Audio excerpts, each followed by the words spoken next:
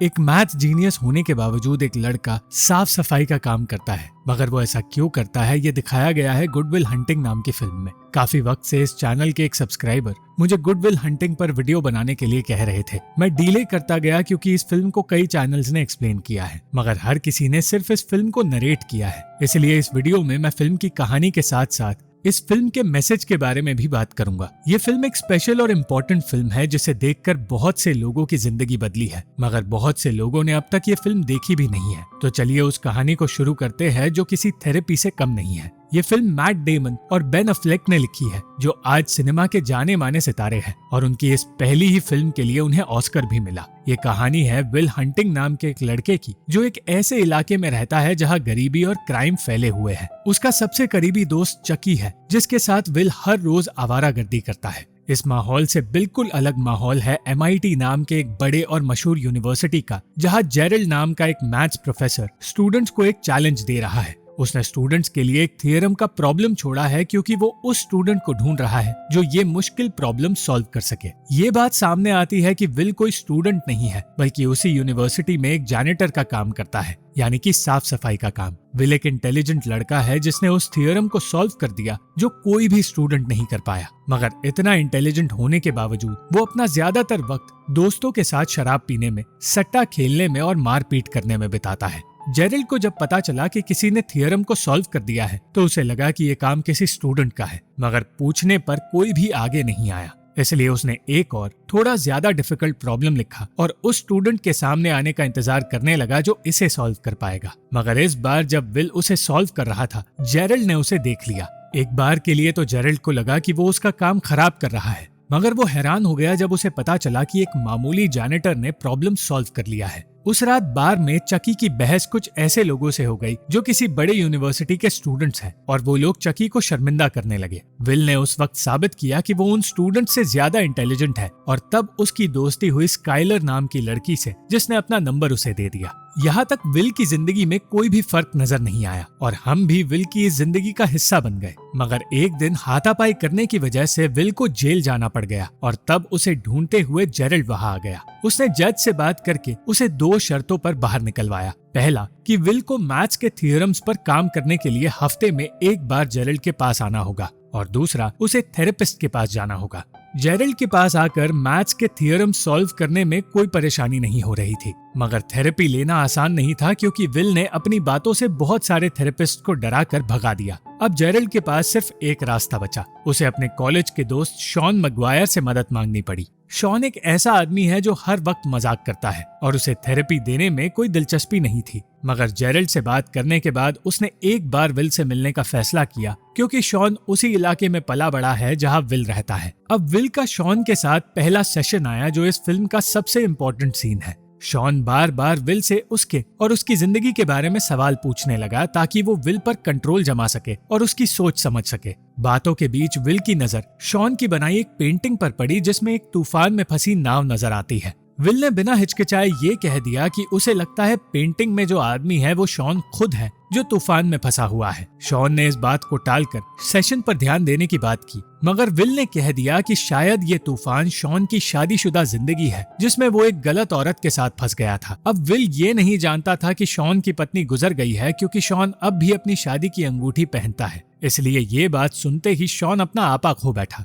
कोई भी थेरेपिस्ट इस पल के बाद विल से नहीं मिलता, मगर ना जाने क्यों शॉन ने विल से फिर एक बार मिलने का फैसला किया। दूसरे सेशन से पहले विल स्काइलर से मिला, और स्काइलर से पहली बार मिलना विल में और उसकी जिंदगी में बड़े बदलाव लाने वाला है। शॉन विल से इस बार एक पार्क में मिला जहां सुकून था। इस पार्क में जो बातें उन दोनों के बीच हुई वो बहुत जरूरी बातें थी, और यहाँ शॉन ने विल से कहा कि वो इंटेलिजेंट जरूर है मगर उसने दुनिया देखी नहीं है और वो एक्सपीरियंसेस पाने से डरता है। शॉन विल के साथ प्यार और अपनों को खोने की बातें करता रहा। इन बातों का विल के दिल पर असर तो था, मगर वो कुछ भी बोलना नहीं चाहता था।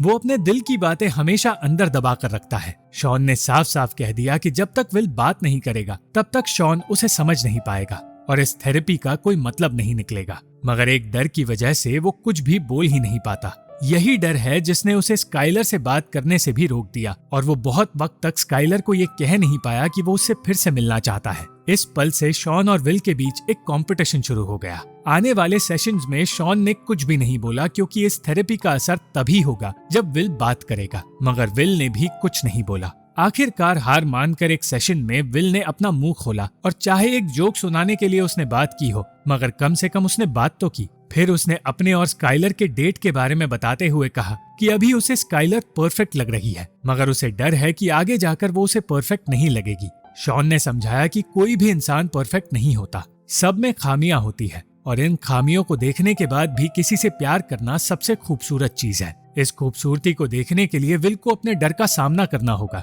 मगर विल ने पलटकर शॉन से ही कह दिया कि उसने भी फिर से शादी नहीं की। जिस तरह विल ने डर की वजह से अपनी इच्छाओं को दबाकर रखा है, उसी तरह शॉन ने भी अपनी पत्नी की मौत के बाद अपनी इच्छाओं को मार दिया है और लोगों से मिलना और ट्रैवल करना बंद कर दिया है। विल को थेरेपी देते हुए शॉन खुद अपने ट्रॉमा से बाहर निकल रहा था और विल के साथ साथ अपनी वो खुशी ढूंढ रहा था जो उसने खो दी थी। यही खूबसूरती है इस फिल्म की। अगले सेशन से पहले विल ने स्काइलर से फिर मिलने का फैसला किया और अपने डर को पीछे रखकर उसने स्काइलर से बात की। उसने ये झूठ कहा कि उसके 12 बड़े भाई हैं। यह झूठ इसलिए बोला गया क्योंकि विल को डर था कि अगर उसने बताया कि वो दुनिया में अकेला है तो स्काइलर उसे नापसंद करने लगेगी। विल और स्काइलर का रिश्ता शुरू होने लगा था और विल को इस रिश्ते में खुशी मिल रही थी, मगर अपने रिश्ते की बात करने से ज्यादा वो शॉन और उसकी पत्नी के बारे में पूछने लगा।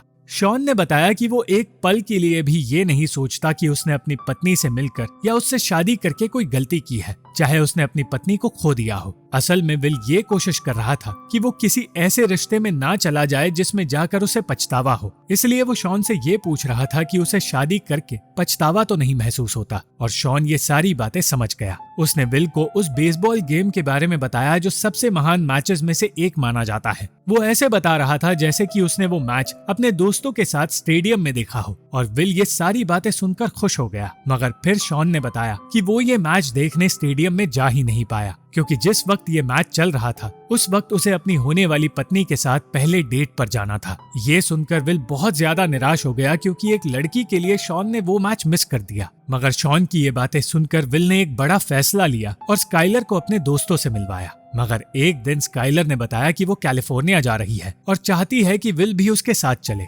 यहाँ विल के अंदर का डर बाहर आने लगा। डर हमेशा गुस्से में बदलता है और गुस्सा नफरत में बदलता है। यही विल के साथ उस वक्त हो रहा था और वो अपने डर की वजह से स्काइलर पर चिल्लाने लगा। इस गुस्से से नफरत भी बाहर आई, मगर ये नफरत स्काइलर से नहीं थी। उसका डर और उसकी नफरत दोनों खुद से थे। इसलिए वो ये कहता रहा कि अगर कैलिफोर्निया जाने के बाद उसे स्काइलर की कोई बात पसंद ना आए तो क्या होगा, और अगर स्काइलर को एक ऐसी बात पता चल जाए जिसके बाद वो विल से नफरत करने लगे तो क्या होगा। वो यही सोचने लगा कि वो खुद कोई गलती कर देगा और स्काइलर को हमेशा के लिए खो देगा। इस डर ने उसे अपने आप को स्काइलर से दूर करने पर मजबूर कर दिया। कई लोग हैं जो जिंदगी में यही करते हैं। वो किसी भी चीज या किसी भी रिश्ते के बारे में इतना ज्यादा सोचते हैं कि डर की वजह से वो उस चीज या उस रिश्ते की शुरुआत से पहले ही उसे खत्म कर देते हैं। ऐसा ही कुछ करके विल ने यह रिश्ता तोड़ दिया और स्काइलर कैलिफोर्निया चली गई। कुछ वक्त बाद जेरल्ड विल को एक कंपनी में ले गया जहां उसे एक जॉब ऑफर दिया गया, मगर वहां भी विल यही सोचने लगा कि जॉब लेने के बाद सबसे बुरी चीज क्या होगी।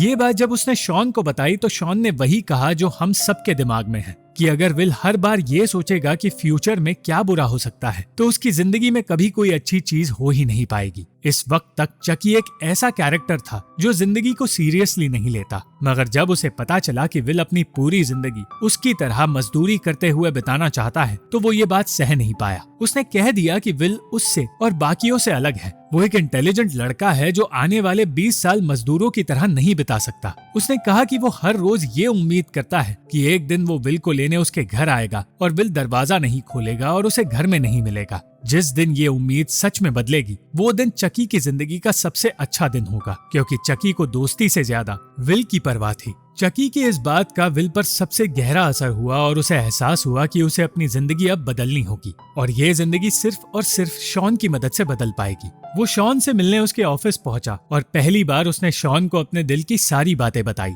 उसने बताया कि वो एक अनाथ है जिसे एक ऐसे परिवार के पास भेजा गया था जहां उसके पिता उसे पीटा करते थे। इस ट्रॉमा के बारे में सुनकर शॉन ने सिर्फ एक चीज कही कि इस सब में विल की कोई गलती नहीं। एक इंसान के साथ जब कुछ गलत होता है तो वो खुद को जिम्मेदार मानने लगता है। इसी को ट्रॉमा रिस्पॉन्स कहते हैं। सालों तक इस ट्रॉमा को अपने दिल में लिए विल बस ये एक बात सुनना चाहता था कि इस सब में उसकी कोई गलती नहीं। वो कोई भी चीज करने से और रिश्ते बनाने से डरता रहा क्योंकि उसे लगा कि वो कोई गलती कर देगा और सब कुछ बर्बाद हो जाएगा। मगर शॉन जानता था कि वो आसानी से ये बात समझ नहीं पाएगा कि जो कुछ उसके साथ बचपन में हुआ था उसमें उसकी कोई गलती नहीं। जब तक विल ने ये बात मान नहीं ली तब तक शॉन यही बात कहता गया और विल फूट फूट कर रोने लगा। इस थेरेपी की वजह से शॉन और विल दोनों ने एक दूसरे की मदद की। विल हिम्मत जुटाकर उस नौकरी को पाने चला गया जो जेरल ने उसे दिलवाई थी और शॉन ने भी अपने अकेलेपन से बाहर निकलकर ट्रैवल करना शुरू कर दिया। दोनों को उनकी खोई हुई खुशी मिल गई और अंत में चकी को भी उसकी वो खुशी मिल गई जो वो सालों से ढूंढ रहा था।